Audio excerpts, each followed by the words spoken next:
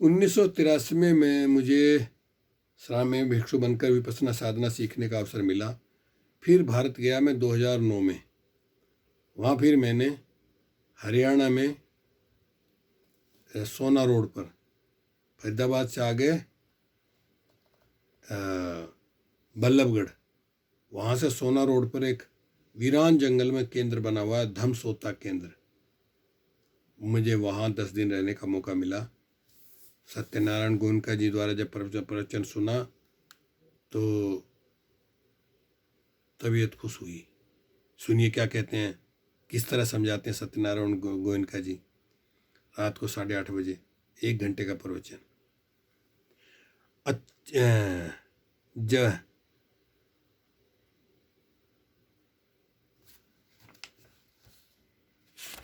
यहाँ से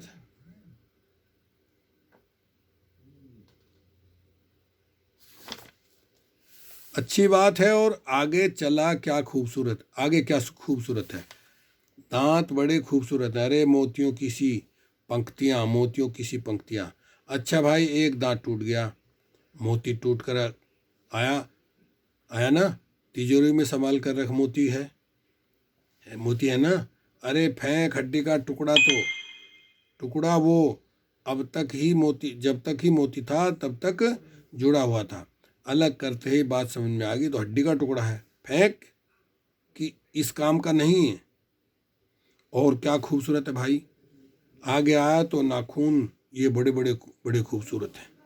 देखो नेल पॉलिश कैसे रंग की लगाई है, कैसे त्वचा का रंग वैसे ही नेल पॉलिश का रंग, जैसे साड़ी का रंग वैसे ही। कितनी बढ़िया, कितनी खूबसूरत। वही बात हुई, बेचारी नाखून कुतर रही थी, कुतरते कुतरते कुछ नाखून गिर गए भोजन में और लापरोसा, और भंवर जी ने पहचान लिया, ये तो नाखून, तो चीखता है, गंदा नाखून। अरे क्या गंदा नाखून, इतना खूबसूरत, वही नेल पॉलिश वाला जो एकदम मैच करता है उसकी त्वचा को भी और उसकी साड़ी को भी। खूबसूरत नाखून, खूबसूरत भोजन, दोनों मिलकर डबल खूबसूरत हो गए ना। खा ले। वो जब तक लगा था तब तक खूबसूरत था, अलग करते ही वो खूबसूरत नहीं। क्या खूबसूरत है। ये तो प्रकृति ने हम पर बड़ी दया कर दी। नहीं तो जो कुछ भीतर है वो बाहर होता, और जो बाहर है वो भीतर होता, तो क्या हालत होती। हमारी इन कुत्तों से, बिल्लियों से, कौओं से, चीलों से, गिद्धों से जान छुड़ानी मुश्किल हो जाती। डंडा लिए फिरते दिन भर, क्या भीतर खूबसूरत है। 9 बड़े दरवाजे हैं, इसके कौन से दरवाजे में से खूबसूरती निकलती है भाई। अंदर कुछ खूबसूरत हो तो निकले ना, बाहर की खूबसूरता। और हजारों पोर हैं ये चमड़ी में, एक एक पोर में क्या खूबसूरती निकलती है। तो एक विदेशी साधक आया हमारे पास, गोयनका जी ये मत कहो, ये हमको अच्छा नहीं लगता, गंदगी है, गंदगी है, आप क्यों इसको बार बार कहते। अरे सच्चाई है भाई, सच्चाई होगी, लेकिन हमारे यहाँ पश्चिम में तो ये कहते हैं कि जो खूबसूरती है वो इस 1 इंच का 16वां हिस्सा, बस वही खूबसूरती है। ये जो चमड़ी है, ये जो चमड़ी है ना महाराज, ये बड़ी खूबसूरत है। देखो कितनी मुलायम है, कितनी कोमल है, कितनी ओज वाली है, बहुत खूबसूरत है। अच्छा, बहुत खूबसूरत वाली है, तो एक रेजा ले और इस चमड़ी को उतार जरा सी, और उतार कर रख हाथ पे। 2 मिनट में रखने